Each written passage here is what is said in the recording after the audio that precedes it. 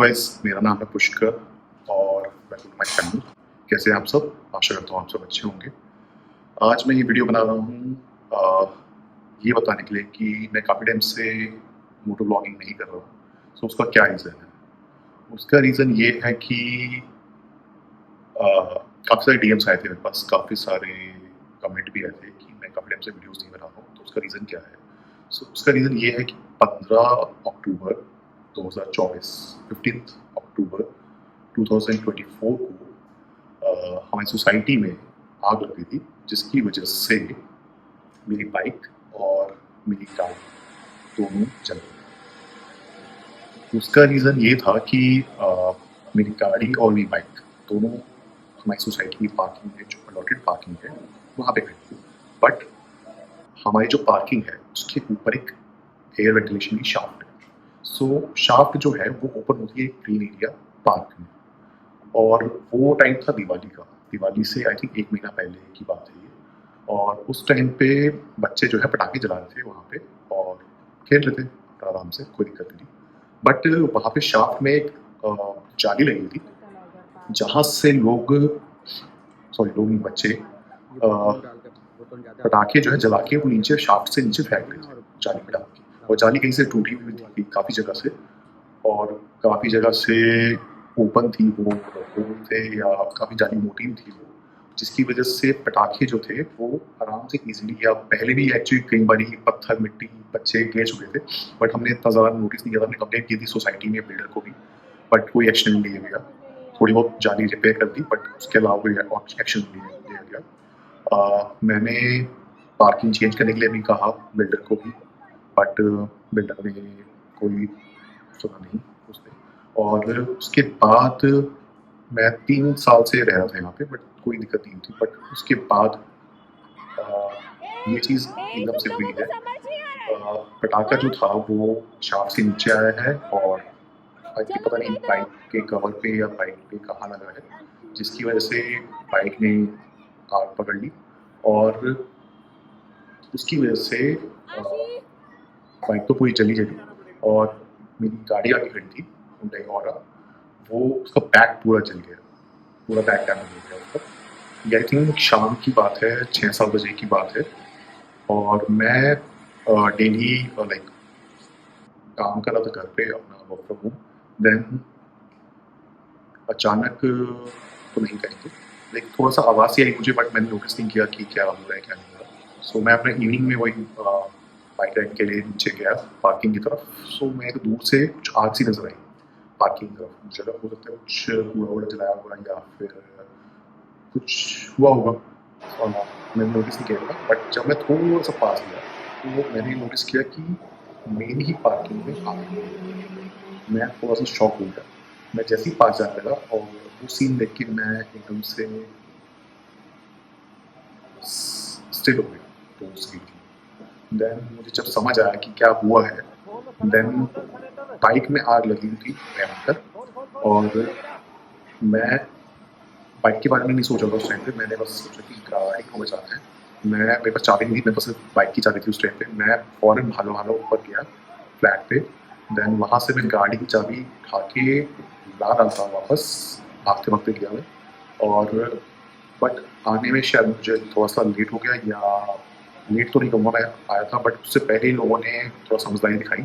उन्होंने गाड़ी का शीशा तोड़ के, ड्राइवर साइड का और पीछे वाला, तो गाड़ी को खींच के उन्होंने आगे की तरफ कर दिया। बट उससे पहले गाड़ी का बैक पूरा जल चुका था। बट उन्होंने सही किया, अगर ज़्यादा लेट होता तो हो सकता है आग जो थी पेट्रोल टैंक तक पहुँच के और ज़्यादा आग बढ़ सकती थी। सो ठीक है, उस बात के लिए सबका थैंक यू जिन्होंने ये किया। ज़्यादा नुकसान होने से बच गया, क्योंकि अगर गाड़ी ब्लास्ट होती तो पूरा बेसमेंट 1 था, तो पूरा बेसमेंट समेट नहीं सकते थे हम उस आग को। काफ़ी मतलब अराउंड 100-200 गाड़ियाँ थी उस बेसमेंट में, और उसके नीचे बेसमेंट 2 था जिसकी शाफ्ट वहीं पास में थी। वहाँ से भी आग जाने का ज़्यादा टाइम था, और भयंकर चीज़ें हो सकती थी, इमेजिन नहीं कर सकते। सो खैर वहाँ की सोसाइटी की मेंटेनेंस ने काफ़ी मेहनत करी, काफ़ी लोगों ने अपने आप को चोट भी पहुँचाई उस चक्कर में आग को काबू करने के लिए। फायर एक्सटिंग्विशर्स लगे बहुत सारे, और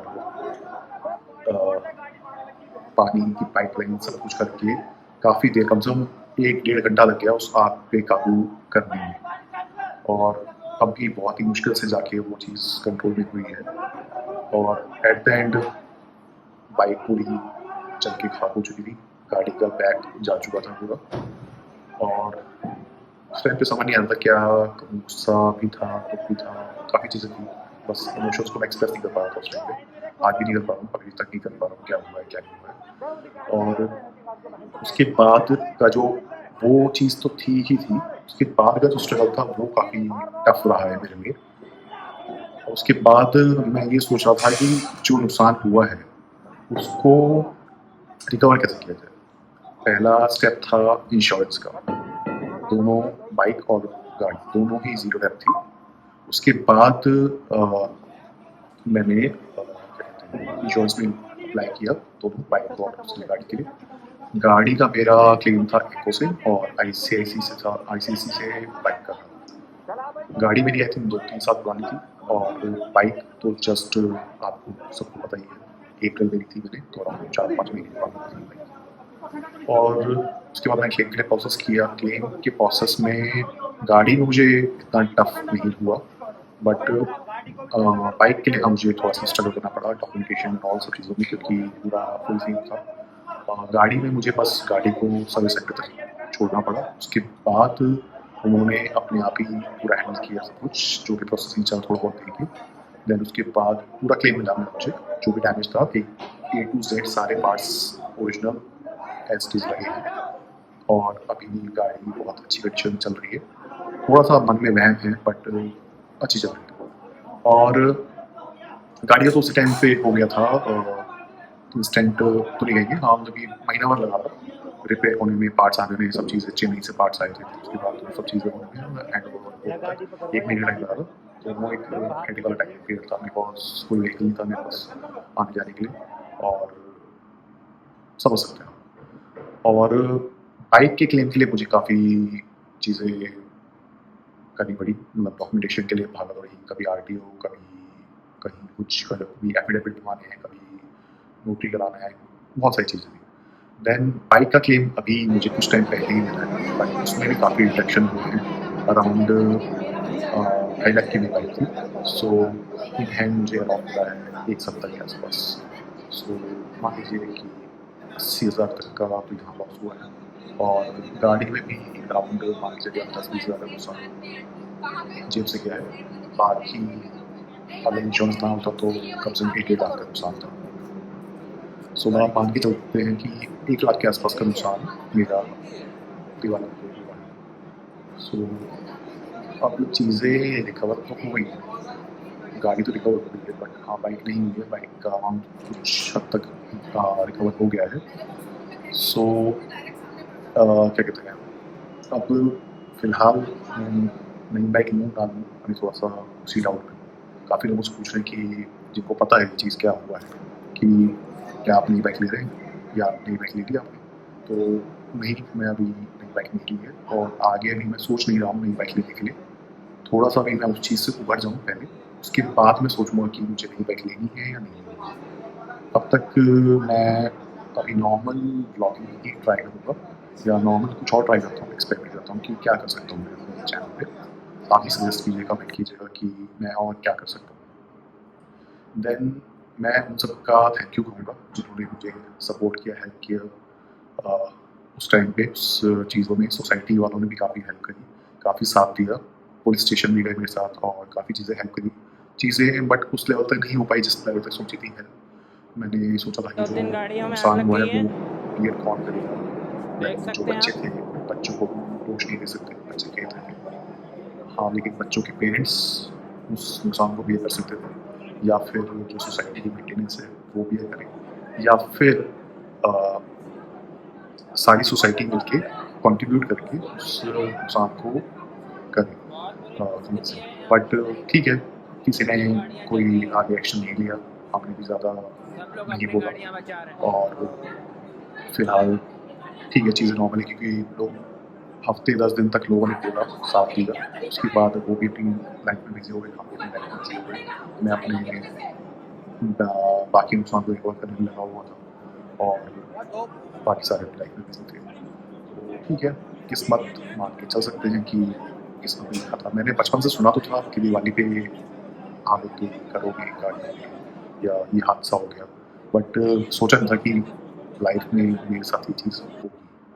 बट हुई है तो एक्सेप्ट करते हैं उस चीज़ को। लाइफ में अच्छा बुरा सब पार्ट होता है लाइफ का, तो उस चीज़ को भी एक्सेप्ट करते हैं। तो ठीक है, लाइफ का पार्ट है। अब आगे देखते हैं क्या होता है क्या नहीं होता है। बाइक तो भी फिलहाल मैं नहीं ले रहा, सोच रहा हूँ अगर लूँगा तो हो सकता है सडनली आ भी जाए, बट अभी तो नहीं। और आगे क्या करना है, किस तरह की वीडियोज़ में बनाऊँ, ट्रैवल या कुछ, वो देखता हूँ। अभी थोड़ा-सा मैं उस चीज़ से अभी कुछ टाइम पहले ही और सब चीज़ें ओवर गई हैं, तो अब मैं सोच रहा था थोड़ा-सा उस चीज़ से माइंड अभी थोड़ा-सा स्ट्रेस में है, तो उस चीज़ से बाहर निकल जाऊँ। देन उसके बाद मैं सोचूँगा कि क्या करना है, क्या वीडियोज़ बनानी है। तो आप भी सजेस्ट कीजिएगा, सपोर्ट कीजिएगा। Thank you. सो यही था बस। बाय-बाय, टेक केयर, अपना ध्यान रखिए और थोड़ा-सा सेफ्टी के साथ जो भी आप खेल-कूद या कुछ भी करते हैं, तो थोड़ा-सा सेफ्टी के साथ, थोड़ा-सा सतर्क रहें। जोश में कई बार होश खो बैठते हैं, तो वो चीज़ ना करें। ये चीज़ बड़ों के लिए भी है और बच्चों के लिए भी है और मेरे लिए भी है। Thank you. बाय-बाय।